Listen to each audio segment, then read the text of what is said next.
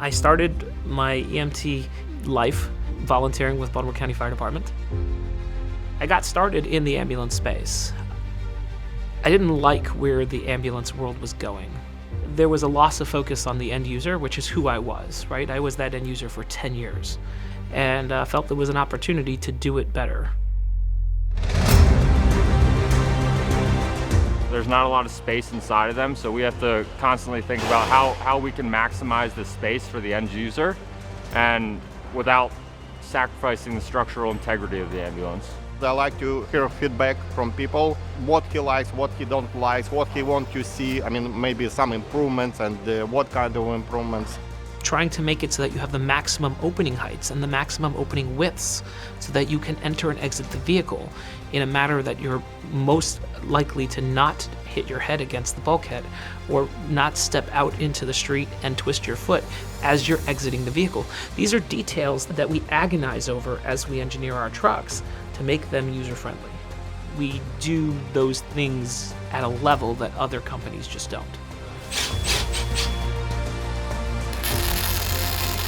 It's not just we build and outsourcing components. I like when we make our components in-house. We do all of our own machine work in-house. So we install our own frames, our own bench seating, our own bracketry for the seat belts. We mass produce the parts in-house. It also makes it easier to get parts out to the customer because we have them here ready. You know, we're not calling and scrambling to a vendor trying to get parts out to them because we're already stocked on the shelf ready to go. Look at those cages that we make. The frames that go in there and all the shelving that goes into it. We're making that from scratch, guys. It's not something that we just picked up at Lowe's. Like, we're making this. It's pretty cool. It starts from a complete shell at the very beginning, and that's when the floor and the frame will go in. And as it goes down the line, the little pieces will get put together, and when it hits Station 8 here, it comes off the line and goes to detail, and you'll get a showroom ambulance.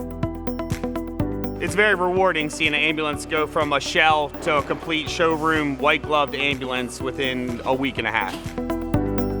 I think it's important that everything that an end user needs comes standard in the unit. We give you the inverter charger, we give you the dual oxygen mounts. We have some of the things that come in our ambulances that some other place is going to cost you thousands of more dollars.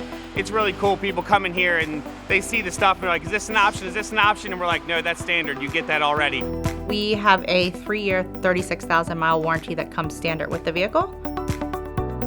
It starts from the first step when it gets cut on the laser cutter. We check our laser cutter frequently to make sure we're cutting in tolerance. And then the next step, it goes to the press brake and we check there to make sure our angles are being bent properly.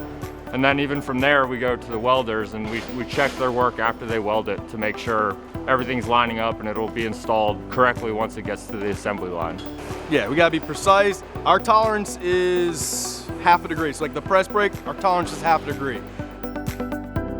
Customer service is one thing we do really well here because we are a big facility, but we have a family feel. And when you get to see the customers come in here and they see their ambulance for the first time, you see their eyes light up and it makes it all worth it. We find a lot of pride in the fact that we are actually we're helping save lives at the end of the day. Like with our ambulance work and our mobility work, we do really change lives out there.